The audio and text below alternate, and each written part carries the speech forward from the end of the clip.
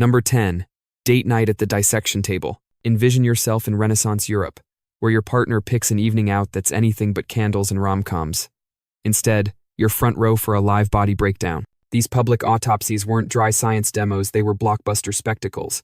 Folks crammed into custom-built anatomical amphitheaters, tiered like mini arenas for prime organ viewing angles. Think modern gigs. Orchestral tunes piping in. Cushy reserved spots. Even vendor carts hawking treats mid-slice. The star attractions? Freshly executed convicts, as if the gallows weren't the grand exit. Oh, there's always an after-party. Take anatomist Guido Guidi, he was so all in, he once carved up his own late baby boy before a packed house. Crowds loved it so much. Heavyweights like Michelangelo and Leonardo da Vinci showed up with sketch pads, turning gore into gallery gold. Some of history's finest drawings owe their spark to spectators ogling eviscerations. High society at its finest. Sweetheart, fancy catching the gut-winding act tonight? Word is, the liver reveals killer. Number 9. The human hair trinket obsession. Crack open your grandma's heirloom case and spot a stunning pin woven from actual strands of the departed. In Victorian days, bling wasn't limited to gems or glitter, it was heirloom locks from the grave. Mourners turned loss into wearable art, a heartfelt nod to the gone. No sloppy clippings tossed in a pendant here. Artisans scrubbed the tresses, yeah, sometimes simmered them, then twisted them into delicate blooms, sharp motifs, or pint-sized scenes, all from real follicles. Queen Victoria kicked it up a notch post-Albert's death, decking out in his hair baubles. Royalty sets trends, so suddenly everyone's clipping and crafting, but it crossed beyond the bereaved sweethearts swapped clippings as love notes. Pieces often sported sunny etchings like memento mori, because nothing says eternal bond like a reminder of the reaper etched in keratin. Number 8. Stitching up your supper. Your mid-medieval banquet when the server unveils a beast that screams lab escapee. Meet the cockatrice. Peak chef mad science, where they fused a suckling pig's front to a rooster's rear with good old needle and thread. Elite hosts stitched critters into hybrids to flex their weirdness game. The odder the plate, the bigger the brag. They'd meticulously seam the mismatched meats, then fire roast the freak show and gild it in edible leaf, because why stop at sewn flesh when you can sparkle it? They'd glaze with yolk and spice threads for that extra wow. Ignore the seam sheen. It was all about tricking the eye from the Frankenstein feast. And diners? They'd hack into it like any roast, chowing down on the mashup as if poultry pork abominations were Tuesday's special. Number 7. Black grins as beauty marks. Stroll an old street and clock a crowd flashing midnight mouthed zombie plague, right? Wrong. In Heian era Japan, ebony chompers were peak chic, dubbed ohaguro. Ladies slathered on a brew of iron filings and botanicals, turning smiles to voids on purpose. It signaled adulthood, marriage material way beyond mere makeup. Flip to Elizabethan England, where elites accidentally nailed the look. Sugar was a rare splurge, so the rich rotted their teeth pitch-dark sans brushes or floss. No shame game. They flaunted those voids as wealth badges, like flashing a fat wallet in enamel form. Even Bess herself had molars so shadowed. Envoys gossiped in dispatches.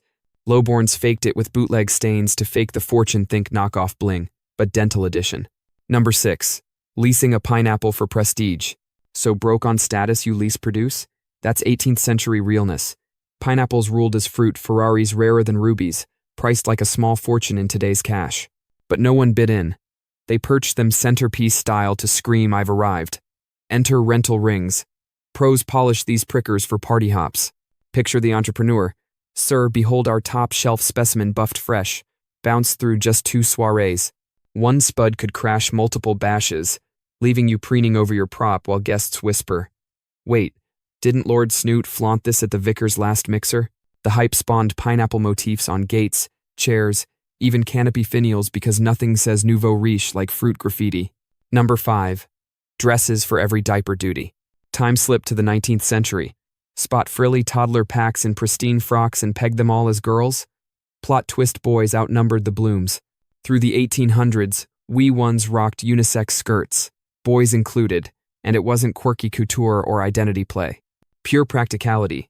When nature calls on a squirt, you want zero fuss access, no wrestling buckles or breeches. Hike the hem. Handle business dresses were OG pull-downs, pre-snap crotch era. Switching a lad to trousers? Massive milestone, dubbed breeching, like earning your big kid stripes. Families partied the pant drop, toasting the trouser transition. Some swore skirts warded off wicked whatever's demons, They figured, couldn't compute cross-dressing defenses. Number 4. The jiggly main course.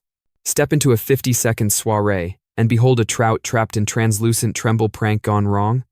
Nah, that's aspic, the era's viral dish. Not your kiddie fruit wobble. Think savory stock set solid, encasing everything from spuds to fowl in quivering cubes. Serve a dome with duck suspended like Jurassic flypaper, and you've nailed opulence. Royals flexed with these wobblers at feasts, the busier the floaters, the bosser the host. Pre-fridge, it preserved halls smartly, but soon flipped to freak contests. Who crafts the grossest gel trap? Yanks amped the absurdity, jamming franks in verdant goo, flaked fish and citrus set anything for that mid-century madness snap. Number 3. The nighttime wake-up social. Bolt upright at 2 a.m., not cursing the ceiling, but shuffling to the den for family chit-chat. Pre-lights and grind, that segmented sleep standard OS for humanity. Crash by sundown for 4 hours, rouse for a 2-hour intermission, then reboot till dawn. No random 3 a.m. fish thought spirals. This was scripted downtime. Elites penned missives or mulled mortality. Laborers knocked out mending. Others got frisky logs hint at midnight meetups for side flings, pre-app era, with bonus barnyard hazards. Chilling footnote. A 1600s English yarn of a mum vanishing mid-nap, snagged by shadowy callers. Industrial bells told the end dawn shifts killed the nocturnal hangs, forcing 1-block snoozes. Number 2. Kiddos calling shots in the sanctuary. Push into a medieval mass, expecting the grizzled padre investments. But a tykes at the helm? Welcome the boy bishop right. A Yuletide flip every December. They'd crown a chorister kingpin, draping him in mitre. Crook. The works he'd parade, preach, pontificate like a pint-sized pope. The actual cleric? Benched, biting his tongue as the squirt seized the steeple. No kiddie cosplay. This mini-mogul issued edicts, headed hikes, even hit up locals for coin. His treble troupe togged as clerics, amplifying the anarchy. Rooted in lowly lift, lofty drop a cheeky nod that even ankle-biters could helm the holy hustle. It swept the continent, dodging dour decrees, thriving for ages 'cause crowds craved the chaos. Number 1. Wigs as lice warfare. You're a powdered peer in the 1700s estates, egos, and endless itch from cranial crashers. Scalp squatters were Europe's uninvited VIPs, monarchs clawed more than they decreed. Solution? Buzz to bald for bug exile, then crown with colossal curls dusted white, like woolly thunderheads. Infested? Duncan delouse the mop sans scalp sympathy. Fancy feet quip, pardon, my locks are simmering tea? Next time a canvas sneers from some wigged wig, know he's smug. Itch free at last, peasants. Whew. History's got more twists than a bad dream. What's the oddest old-time quirk that still gives you the shivers? Drop it in the comments, and let's swap those uneasy vibes. Catch you next twist.